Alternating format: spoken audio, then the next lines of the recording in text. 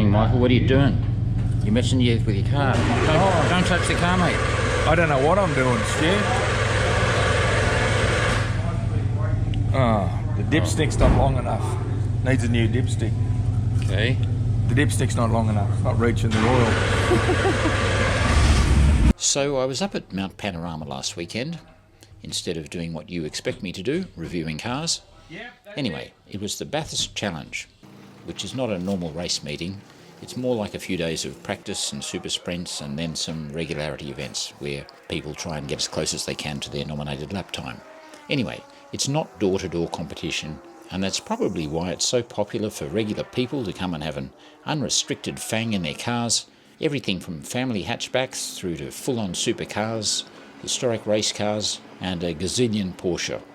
Slight exaggeration.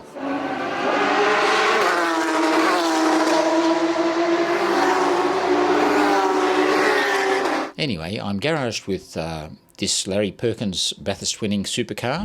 So Simon, is this the original car or is this a replica car? This is a replica car. Yep.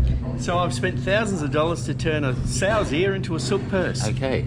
Is that what it is now? A silk purse? Oh, no, it's still a sow's purse. Okay, you're getting there. Yeah. Or Michael's excellent copy of the Volvo 850 Super Tourer that won races in the hands of Jim Richards and Peter Brock, of course, back in the 1990s.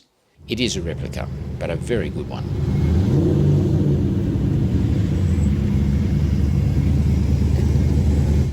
Here's Michael and Michael, two Michaels. Volvo of Adelaide there's the plug. If you want anything done on your sporty Volvo or any ordinary Volvo, go to him. Because he built this thing, is that right? Yeah, it's being built. It's being built, yeah.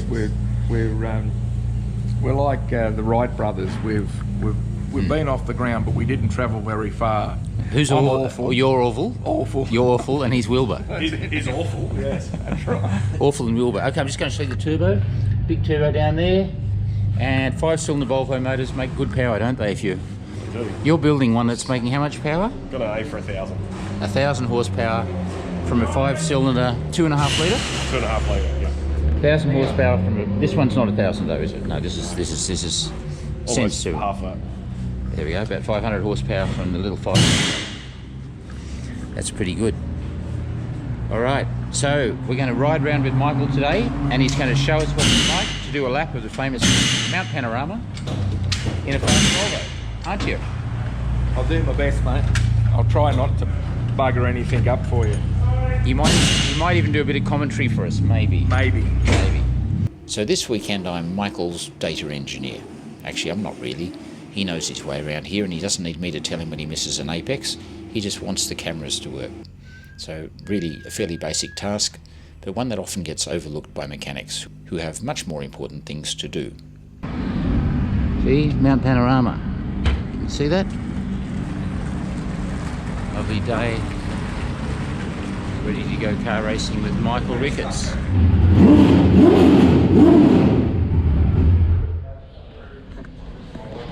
That's so much quieter.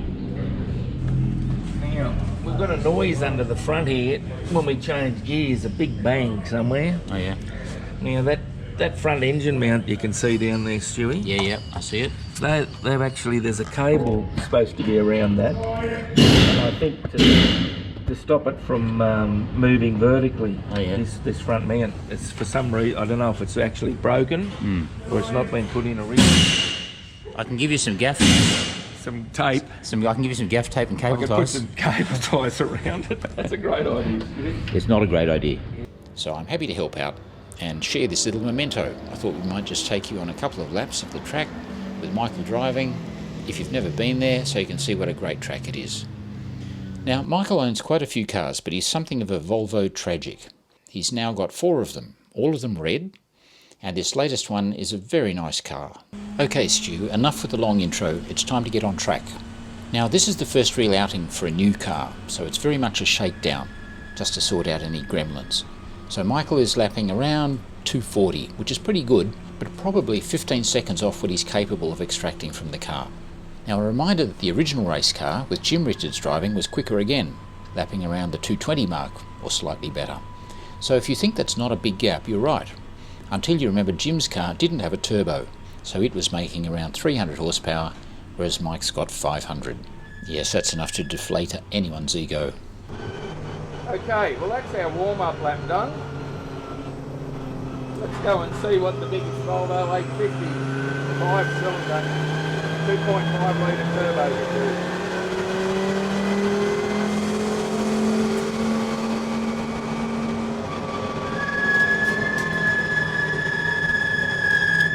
Righto, we'll start our lap. Back to second.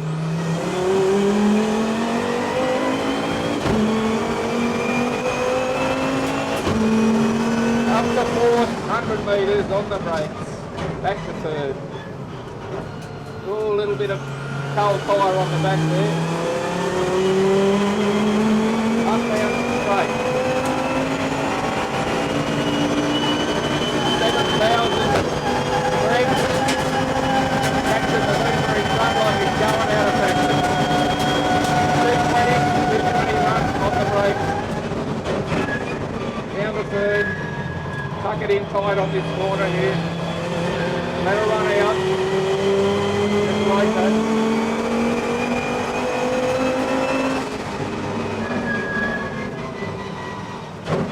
Back to second for this corner. Another tight tuck in here.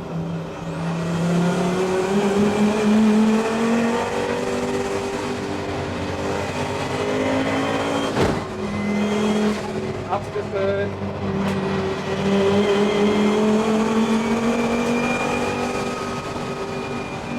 Gently feather through here. Tuck it in tight. Let it drift out.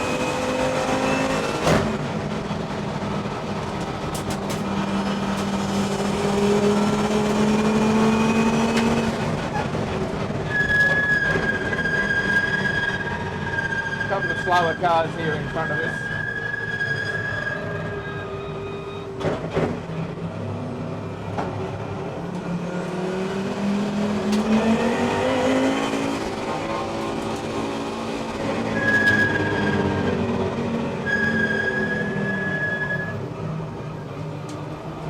Tuck it in tight, righto, let her go.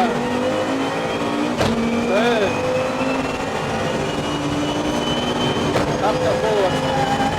Let's see how good this BMW is. Up to fifth, 226, 237,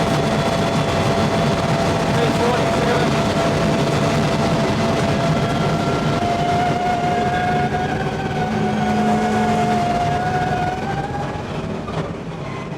Righto, back to third, through the exit. 2 recognitions on the track now.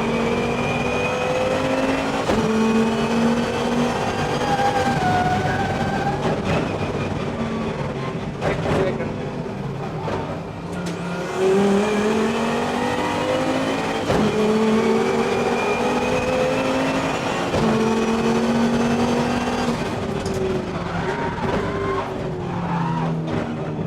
Braked a bit soon for me.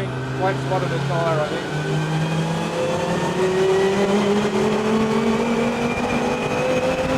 Got out of the corner a bit quicker, then we'll see how he pulls up the hill. A little 2.5 litres active big V8. Easy brakes soon.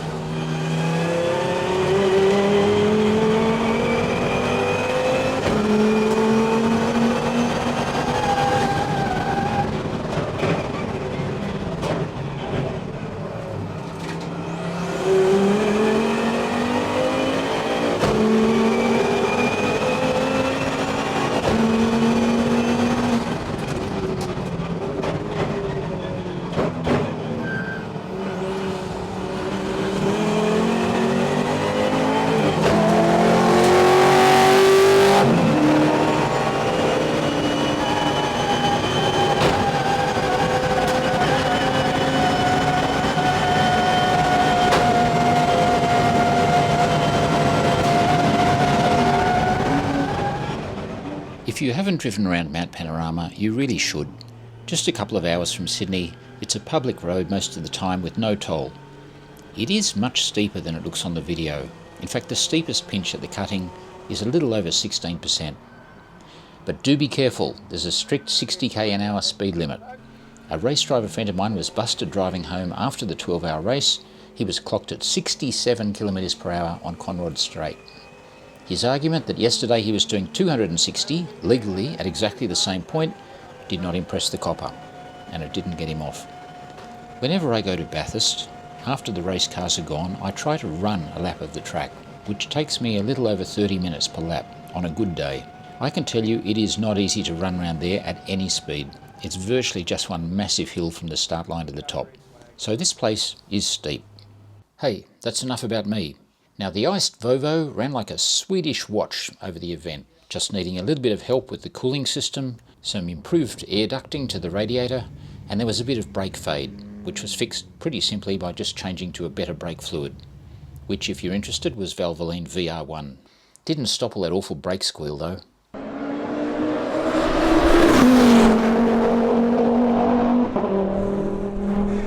Now Mike had an absolutely great time. When you get to our age, you know, you got to do it. But it's probably best he doesn't figure out the overall cost per lap, which is probably a bit frightening. However, much worse for some other competitors, as you'll see in a minute. Now the problem with events like this is that they're victims of their own success, because there are probably 400 cars here, which means lots of drivers of varying experience and ability. Little wave to all our good officials here.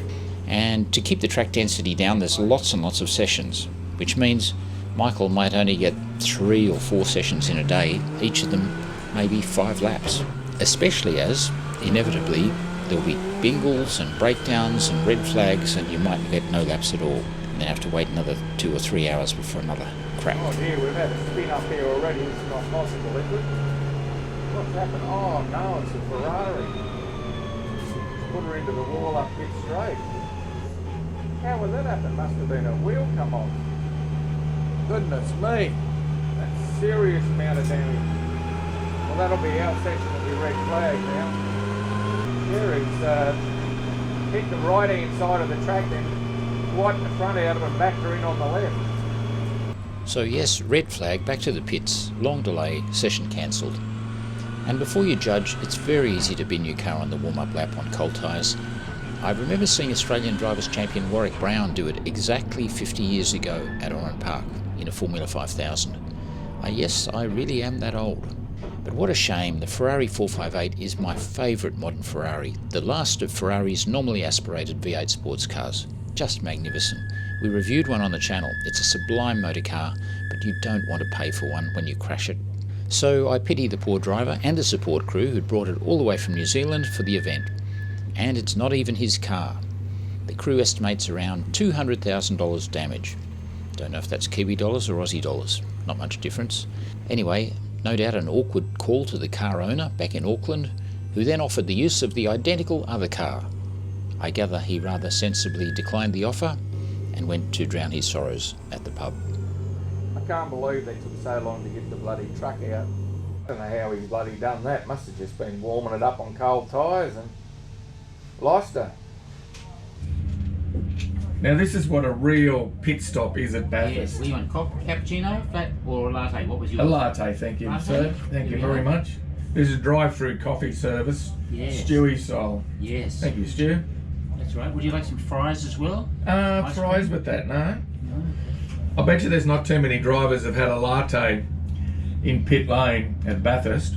Jean Girard did. John Gerard. He's racing against Ricky Bobby. He's driving around. He's holding a little macchiato in his hand. Oh yes, but Yeah. this is what happens when you drive a Volvo at Bathurst. You can't hear it, but I have all my ABBA music playing on my headset. Yeah. Very good. Oh, look, I think we got time for one more lap. So let's watch Mike chase down firstly a Commodore SS 6.2 litre V8 and then a BMW M2 Competition F87, which is not bad going for a 30-year-old design front-wheel drive car, I reckon. Anyway, thanks for watching, and we'll go out with this last lap. See ya!